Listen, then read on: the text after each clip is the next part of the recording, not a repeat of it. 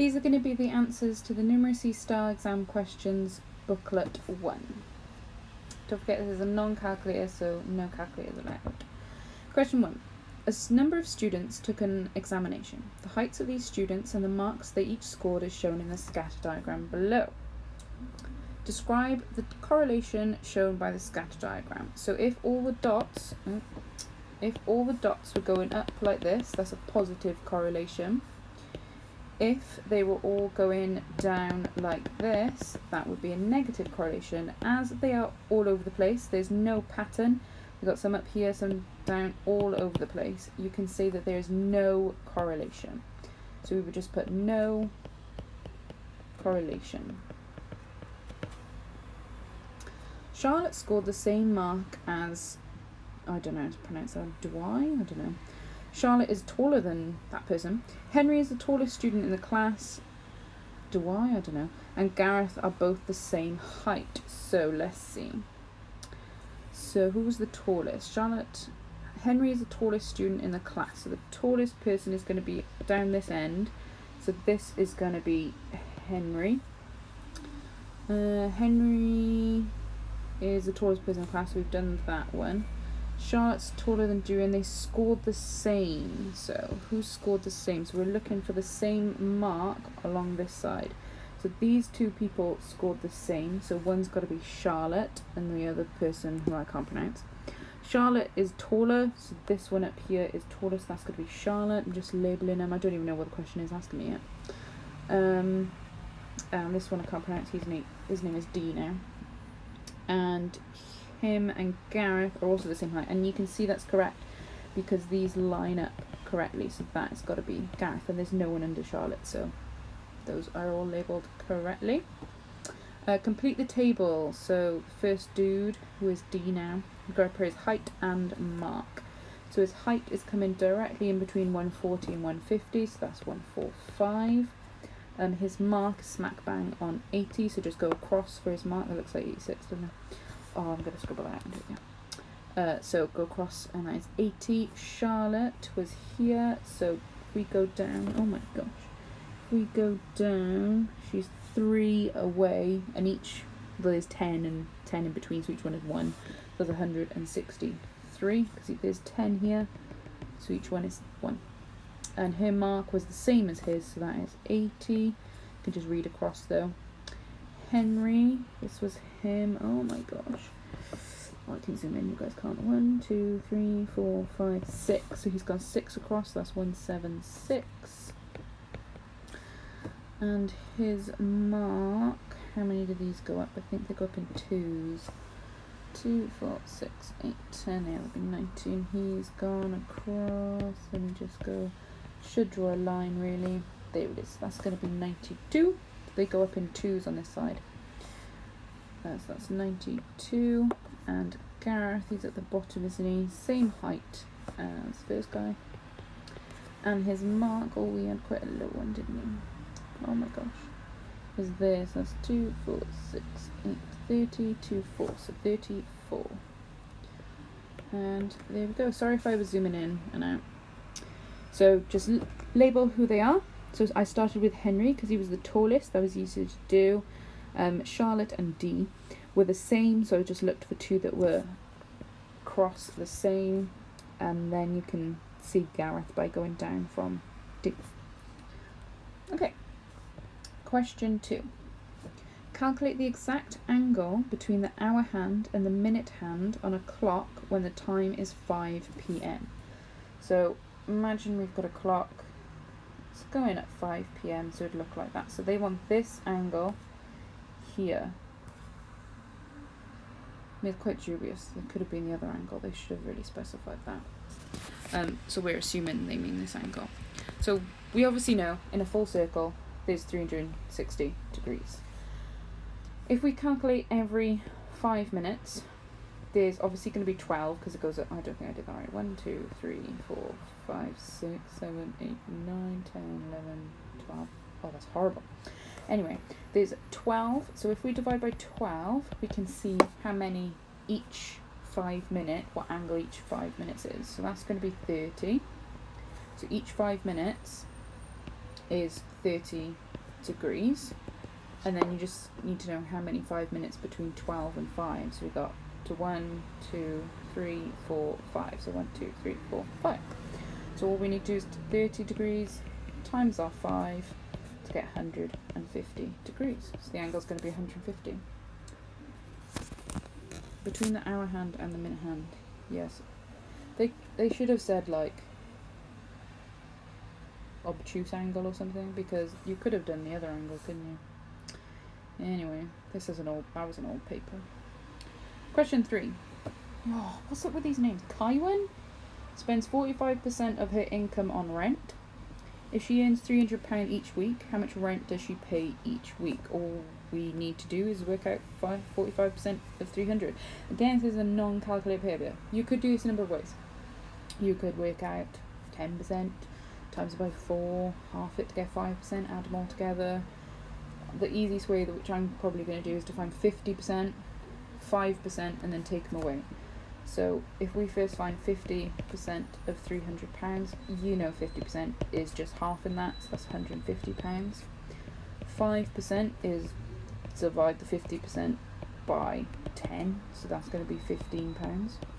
You could have found 10% and then half to 10% of 300 is 30, half of 30 is 15, and line it up. So 45% then is just going to be taking those two away from each other, so 150 take away 15 gives me 135. So she pays £135 each week on her rent. So it gives her quite a bit of money left over. Maybe that's including bills, I don't know. Next one. You will be assessed for the quality of written communication in this question. So this is an OCW question. Ooh. So we got the O for your organisation. So make sure you structure all your answer correctly. It's not all over the place. It's nice and neatly laid out. You've organised your work. This C is for communication. Ooh, I slanted.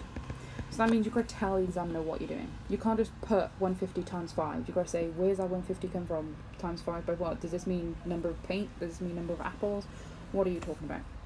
And the W is for written. So make sure everything is labelled correctly. So your pound signs are there. If you're using pence signs are there. If you're doing measurements, make sure you use centimetres and everything. So make sure everything is written correctly, and you're not putting 5 times 26 centimetres is 250 millimetres. You know, make sure it's all the units are correct. I think there's a couple of OCW things in this paper, so I'm not going to explain that each time. We're looking at paint anyway. So Mary wanted, I don't know if I'm saying that right, wanted to do some decorating. The table below shows the cost of paint and paintbrushes in a local shop. So large paint costs, for one tin, costs £17. Large paintbrushes, cost of one brush is £9. You can't see read the table. Small paint is £6 and small paintbrush is £3.50. We're obviously going to buy different amounts of different things probably. She bought 5 large tins of paint, so we got 5 of those. 2 small tins of paint, so we got 2 of those. She also brought 4 large, so we've got 4 of those, and 3 small paintbrushes, so we've got 3 of those. We've got a total, this is super straight, 7 marks. Oh my gosh, when was this? This paper is old, surely. That's off an old paper. I'm going to a little room. Oh, it's someone room on the other side. It is literally just doing that, but you've got to make sure you OCW it. I mean, a lot of you could probably just do that off the top of your head and put an answer, but you'd get your marks, but you wouldn't get your 2 OCW marks. So 2 of these would be for organising and stuff. So I'm just going to start from the beginning with the cost of large tin of paint. So I'm going to put cost of large tin of paint. I'm sorry about my handwriting. So we got 5 of those times our £17. So I haven't put 17. I put £17 because it is £17. So that is £85. Again, no calculator. You could have done 5 times 10, 5 times 7, and added them together. It wouldn't have taken you that long. Costs. So I've done the large tin. I'm going to do a small tin. Cost of small tin of paint. So we got it 4 of that. Oh no, it was paper. 2 of them times, look at the one column, times that £6. You could do 2 times 6, that's £12. Cost of, we've got our paintbrushes now, we could put large paintbrushes, because there's more than one, there's 4 of them, and they are £9. You should be able to do 9 times 4, that's 36. And last one, cost of small paintbrush, oh my gosh, sorry, where are they? Small paintbrushes, 3 lots of £3.50. Wouldn't have taken you long to do 3 lots of £3.50, it's just £10.50, double it and then add another £3.50. What do we got to do? Total amount. So all we need to do, I'm going to go over the other side now, mind. So all we need to do is add 4 calculations. So I'm going to label that as well. So total cost. So we had the large tin of paint, if I recall, is £85. Small tin, I can't remember. 12. Oh my god, what happened then? Paintbrush, oh gosh. 36 and £10.50. 36 and £10.50, what's that? 143.50. Yeah. Okay, so you can just leave it like that. You don't need anything else. The conclusion is basically the total cost, so you don't have to write a conclusion. Question 5. Ian works in a bakery. He is making some cakes, lovely. There's a table showing the ingredients for different quantities of cakes. Fill in the spaces in the table. So 1 cake, and we don't know how many. 200 grams is how many kilograms. So we're looking for one that's given us already. Look, see how we've gone from 2 to 16, or the 150 to 1.2 kilograms. What would you times that by?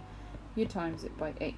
So instead of making 1 cake, we're going to times it by 8, and we're going to make 8 cakes. To get our flour, we're just going to times that by 8. Now, once it in kilograms, so, so 200 grams times 8 is 1,600 grams. The grams to kilograms is 1,000. So 1,000 grams is 1 kilogram. That's just 1.6. This one, we obviously want to go back this way, so we want to divide by 8. But again, this is kilograms to grams. So 0.4 kilograms, that's going to be 400 grams. So all you need to do is 400 divided by 8, which is 50. So that's going to be 50 grams. Okay, so look at the 2 and the 6. We obviously times them by 8. Then times and divide things by 8. But just converting grams to kilograms. 1,000 grams in 1 kilogram. Okay, question 6 again. You'll be written communication. That's your OCW marks. So don't forget what they mean. So garden centre sells apple trees and plum trees. The apple trees cost £15 each, or £25 for 2. Janet went to the garden centre to buy 7 apple trees and 2 plum trees. She wants to pay as little as possible for these trees. Janet has 3 £50 notes to pay for the trees. She was given £25 change. How much did Janet pay for each plum tree? But we don't know how much the plum trees are, do we? Okay, so let's first, we know how many apple trees she buys, so I don't know, 7, so we can work that out. Obviously you can't have 2 for £25 for the 7. You can do 6 and then add the 1 more. Well, the 3 and then add the 1 more. So I'm going to put total, so I'm working out the cost of apples, so that's what I'm telling the examiner I'm doing. I'm not just going to start writing numbers, I'm telling him what my numbers are going to represent. So because we've got the 2 for £25, that means we can get 3 lots. So 3 lots of £25, that makes 6 trees. Then we need to add the 1 for £15. So 3 lots of 25, 75, add 15 gives me £90. You could have wrote another line, but it doesn't really matter. So the total cost of the apples is £90. What should we do now? She has 3 £50 notes, so don't know, money Janet has. As long as you tell him what's going on in your head, it doesn't matter if it's different to my head. Everyone's thought process would be a little bit different. You could have done this bit first, probably would have made a bit more sense. So she has £150. Total cost. She's given £25 change, so we'll just put cost of goods or trees, cost of apples and plums. Would have been the 150. Take away her change. You can label that change if you want to. So she spent £125. Therefore, cost of the plum. I'm going over. Cost. I'm leaving spaces. The cost of plums. Going to be £125. So a bill come to £125. If the apples are 90, then we just take those away and we end up with our plums, which is £35. So how much did Janet pay for each? Oh, we got half on now. So each plum is going to be £35 divided by 2. That's £17.50. So each plum tree is £17.50. A bit more expensive than an apple tree. I mean, they might have had a deal on. They could have been £15. No, they could have been like £19 and then 2 for 35. We don't know. But each plum tree we're assuming is £17.50. Okay. What's up with these names? Kadri? No. Has 4 of the following cards. One of the cards is chosen at random from his 4 cards. The following conditions are satisfied. It's not normally these questions on a numeracy paper, but okay. Following conditions satisfied. It's certain that the number chosen is less than 32. It has to be less than 32. I'm just going to cross numbers off now. So it can't be 46. One of the numbers is not 46. And it's less than 32. It doesn't say less than or including, so I'm going to get rid of 52. It's unlikely that the number chosen is 15. Now at the moment there's 2 15s. Something's unlikely, then there's not going to be 2 of them. We've only got 4 cards. If we had 2 that are 15, then that would be there was an even chance. But it's unlikely, so it's got to be less than 2, so I can get rid of 15. It's likely that the number chosen is greater than 17. So, 3 of them have to be bigger than 17. So we really should get rid of numbers less. It has to be 15, it's got to be in there. So therefore 12 has to get rid of. Do you understand my logic in that? So these are all greater than 17 and there has to be 3 of them. Earlier on it said that there's an unlikely chance it has to be 15. So 12 therefore has to go. So they're the numbers. Doesn't matter what order we put these in. 19, 28 and 15. So just process of elimination. Okay, you based have some quality of written communication in this question. This is OCW. I don't know if I can be bothered to do another OCW question. Our recommended daily intake of food is often given in calories. A small bag of 20 almonds provides 160 calories. It's recommended that Joseph's... How do you spell Joseph? Oh no.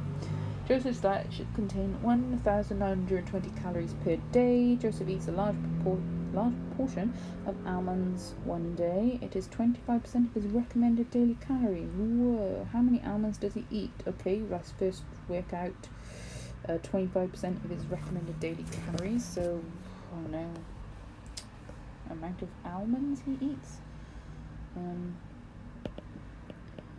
Amount of almonds he eats. So we're going to do we want 25%.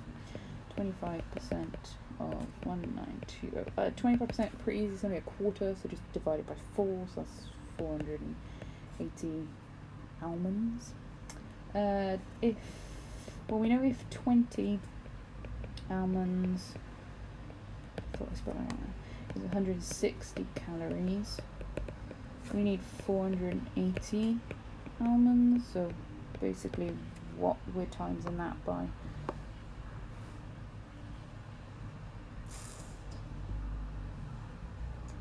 Hang on a minute. So 25% of that is 480. If 20 almonds is 160, did he eat 480 almonds? He's recommended that he should eat, I feel like I've confused myself. A bag of 20 almonds is 160 calories. No, it's not. That's not the amount of almonds he eats, is it? Oh, I confused myself then. This is calories, not... I thought he had 480 almonds then. Oh my gosh. I got confused. That makes sense. 25% of that is... Yes. Okay, because he's allowed 1,920 calories per day. He's eaten 25% of that, which is 480 calories. Yes. Oh my gosh. I got so confused. So, how do we go from 160 to 480? Well, we just times that by 3. So, times that 20 by 3, 60. So, he's eaten 60 almonds. 480 almonds is a lot. Anyway, I hope that makes sense now. I haven't confused anyone. I don't think I did my OCW correctly, because if I did it correctly, I probably wouldn't have confused myself. Okay, question 9. This person here grows at an approximate rate of 12.5 millimeters per month, because, you know, we all measure how fast our hair grows. Assuming her hair continues to grow at this rate, what length of hair will she grow in 10 years? Give your answer in meters. So 10 years. So if she grows 12.5 millimeters per month, how many months in a year? 12. So we times that by 12, we get how much she goes in a year. So that is 150 millimeters a year. We want 10 years. So we times that by 10, we get 1,500 millimeters in 10 years. Now, if we change this to meters, you can jump from millimeters to meters if you want to. I'm just going to take it slower. So we know that there are 10 millimeters in 1 centimeter. So if I just divide that by 10 again to get 150 centimeters. And then we should know 100 centimeters in 1 meter, so divide it by 100, and we get 1.5 meters. So it'll grow 1.5 meters. That's a lot. Think about that. Oh my gosh. In 10 years, if we never cut your hair. Nah, it'll be all scraggly. Okay, question 10. Again, you will be assessed on the quality of your written communication in this question. Don't think I have the energy to do that again, depending on what the question is. I don't know how to pronounce this name. This is a Welsh name, surely, but this was in India. D, is called D again, makes candles to sell on a stall at the Saturday market. 1 week he makes 60 small candles and 20 large candles. Small candle costs £2.50 to make and is sold for £6. A large candle costs £5 to make and is sold for £11. The market manager charges D £40 for use of the store at the market. At the end of the day, D has 12 small candles and 8 large candles left. Calculate the overall profit that D has made from making and selling candles that week. You must show all your workings. Okay, I'm going to start with large candles. Large candles. You can start with small ones if you wanted to. Actually, let's make that like a heading. Large candles. Cost to make, because obviously they're different to selling. Could do the difference, I suppose, but he doesn't sell them all. So how many does he have? He has small, 60 small, 20 large. So you've got 20, and they cost £5 to make. So that is £100 cost. So I'm going to work out his total cost first. So let's now do his small candles. Didn't really need this as a heading. I changed my mind halfway through. Small candles, so cost to make. We got 60 small, and they are £2.50. That is £150. What else cost do we got? So we've got small stall, cost to use stall, and that's £40. So we got total cost. That's a horrible line. I'm doing it again. So we got total cost. We just add all those up. We get £290. So that's how much it costs him. Let's see how much money he makes. So let's see profits. So we got large candles. How many did he sell? So he had 20, and he had 8 left, so it means he 12 sold. So we got money made, I don't know, 12 times, how much did he sell them for?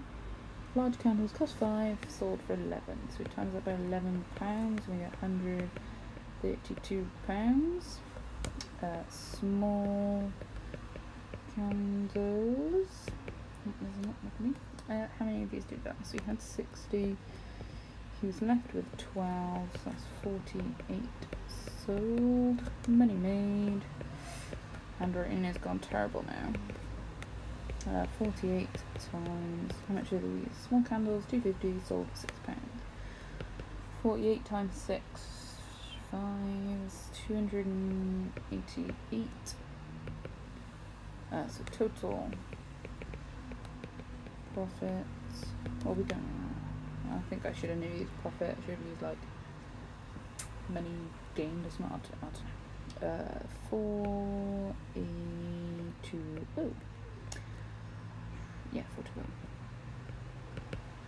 420. So we can put overall profit. So obviously if he gained this much and he lost this much, we just need to take them away from each other. So overall profit 420, not 240. Take away 290, 920 is £130. So we made an overall profit of £130. Not bad for selling some candles. I'm regretting me to do another receipt, never mind. Right, question 11. Cumulative frequency diagram illustrates the time in seconds 400 people took to unwrap a box containing a new computer. Don't forget, with cumulative frequency diagrams, that they do use grouped data. Member from a frequency table is usually grouped to make their frequency diagram. So if they ever later on ask you about why is it not accurate, don't forget they use group data. And it's normally asks you to find like the median and stuff like that. Anyway, let's look up what the question is asking us. How many of these people unwrapped a box in less than 10 seconds? What are they doing again? Took 400 people to unwrap a box containing a new computer. And they went up to 20 seconds. It only took them 20 seconds. It takes me ages. Okay, so how many people unwrapped the box in less than 10 seconds? So 10 seconds is here. Oh my. Oh, I've got a ruler around. Why? Whoop. If I go across. Oh, that's horrible. Oh, that's in between, that's 250 there. So that's in between 200 and 250, which is 225. So we know 220, oh my god. 225 people were up until 10 seconds. So in less than 10 seconds, it was 225. If they asked it how many longer, you could just do 400 take away the 225. Okay, what percentage of people took longer than 15 seconds to unwrap the box? So first you need to go from 15 seconds and read across to see what that is. So what percentage of people took longer than 15? So we want, 15 is here. Don't forget with this one, hang on. 15 is here. They want, they want this amount of people, not less. So when we go across, you can see it's on quite a nice number. So when we go across here, that's 350. They want this gap here. So how many people were between 350 and 400? Well, that's 50 people. Okay, so we got the 50 people, and from your graph you can see what it goes up to, 400. So we got 50 out of 400. That as a percentage is just 12.5%. If you didn't know how to do that with that calculator, let me just like rewrite it so it's a bit neater actually. So we got 50 out of 400. You want to get it out of 100. So if we halved it, that's 25 out of 200. If we half it again, that's 12.5 out of 100. And then we can know that's 12.5% if you didn't know how to do that off the top of your head. So find the median and the interquartile range for the time taken to unwrap box. So again, like I said, this is what you're normally going to be asked to do from a cumulative frequency diagram. The median, I need to rub out all of this just because I'll confuse myself. Unfortunately, you guys don't have that luxury when you're on a paper. So the median is half of this number. So we've got 400 people in total. The middle person, the median, is going to be smack bang in the middle of that, which is the 200th person. So you need to go across from 200 and read it down. So,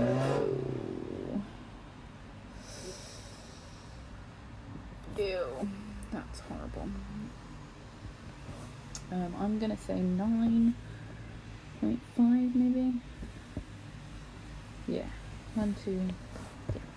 Yeah. So I'm going to say the median is 9.5. Interquartile range is going to be, interquartile range is your upper quartile, so the 3 quarters. Take away your lower quartile, so 1 quarter. Median is obviously a half. So we're going to go to 3 quarters and 1 quarter and take them all from each other. So 3 quarters of 400. Don't forget this is our maximum number. So 3 quarters of 400 is obviously going to be 300. So we go at 300. So this is going to be our upper. This is going to be our upper quartile. I'm still remembering that. So I'm going to go across 13 something, I reckon. 10, 11, 13.5, 10, 11, 12, 13. Each 4 is 1. Didn't really mention that, did I? 1, 2, 3, 4, 1, 2, 3, 4, 1, 2, 3, 4, 1, 2, 3. Oh, it's just under 13.5, but alright, I'm gonna go with 13.3. If you put 13.5, that's fine. So we got 13.3. Let's see what this one is. What am I doing? Lower quarter. This is our lower quartile because it is a quarter of 400. So divide 400 by 4. Going across, read down. Oh, it's nice. Oh, ruler. 1, 2, 3, 6. 1, 2. It's not quite on 7, is it? 6.8. Because it's a flat. You could have put something. As long as your numbers are close. But if you use 13.5 and if you use 6.7, that's fine. So we're doing 13.3, take away 6.8, which is 6.5.